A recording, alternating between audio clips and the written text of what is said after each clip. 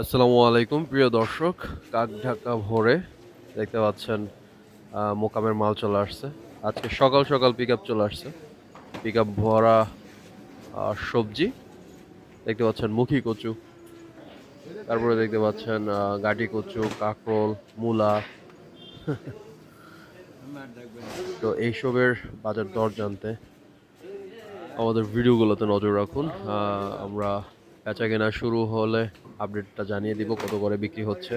আজকে মূলা, গাটি কচু, কাঁকরোল, তারপরে হচ্ছে মুখী কচু দেখতে পাচ্ছেন, এগুলো নামানো হচ্ছে ট্রাক থেকে।